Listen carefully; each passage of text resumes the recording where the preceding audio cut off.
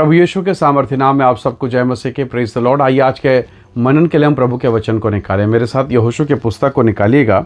यहोशू की किताब अध्याय 6 और उसके वचन 2 को मैं आपके लिए पढ़ूंगा। यहाँ इस प्रकार से लिखा है, फिर यहोवा ने यहोशू से कहा, सुन, मैं यरीहो को उसके राजा और शूरवीरों समेत तेरे वश में कर देता हूँ। Praise the lord, hallelujah.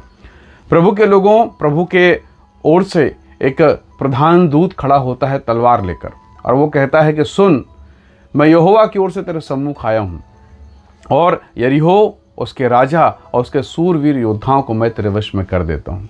और अब परमेश्वर के उस दूत ने कहा कि जाकर यरीहो के चारों तरफ घूमना, प्रतिदिन एक बार, लगातार 6 दिन एक बार घूमना, और 7वें दिन 7 बार जय जयकार, आराधना करना, प्रार्थना करना, और वो नगर तेरा हो जाएगा। हालेलुया। प्रभु के लोगों, आगे के अंश को देखिए। यहोशू ने उसे प्रणाम किया और आराधना को महत्व दिया।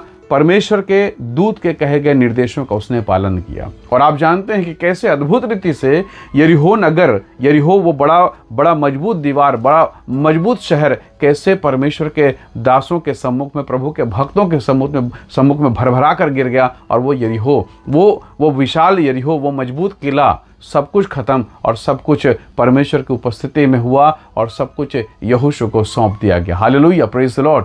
परमेश्वर के लोगों, बहुत बार ऐसी दशा आपके सामने आएगी कि असंभव है, मुश्किल है, ऐसा लगेगा कि अब तो कुछ उम्मीद नहीं, अब तो सब कुछ खत्म हो गया है, अब तो मेरे जीवन का समापन तय है, अब तो मेरा फंसना तय है, अब तो मैं इस स्थान से निकल ही नहीं पाऊंगा, अब मुझे कोई बचा नहीं सकता, मेरी कोई सहायता नहीं कर सकता। ऐसी दशा में परमेश्वर के दास कई बार फंसे हैं, और आप भी फंसे होंगे। और ऐसी अवस्था में क्या करें?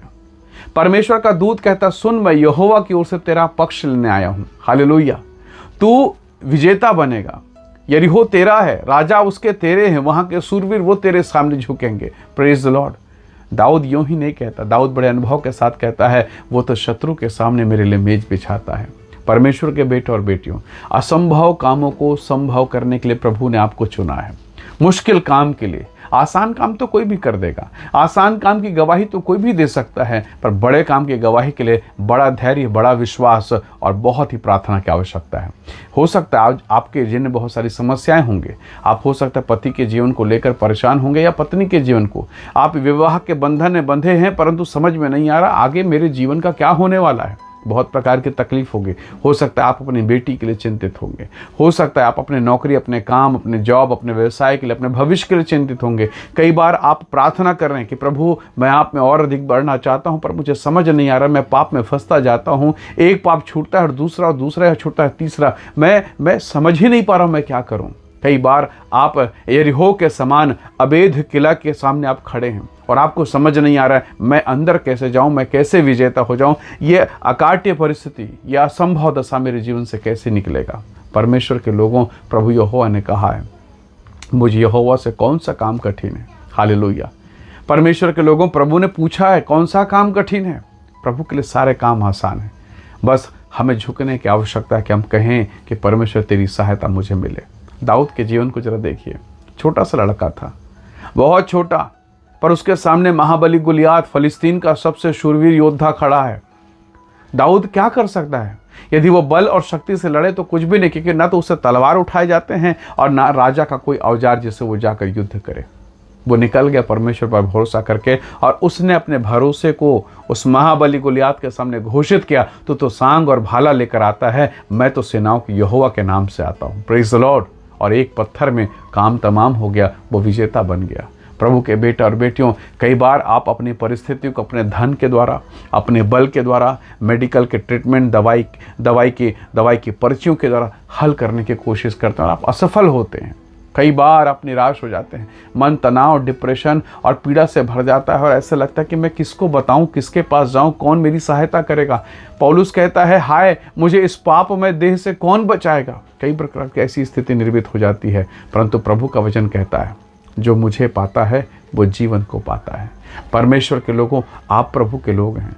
मैं जानता हूँ निराशा बहुत है, समस्या बहुत है, तकलीफ़ें बहुत है, पर इन तमाम परिस्थितियों में आप इस बात को जानते हैं कि संसार में परमेश्वर ने आप पर दया किया, और आपको प्रभु ने चुना है, और आप यीशु को जानते हैं, समाधान को जानते हैं। संसार के पास आशा नहीं है, आपके पास आशा है और आशा का देने वाला जीवित परमेश्वर आपके साथ है।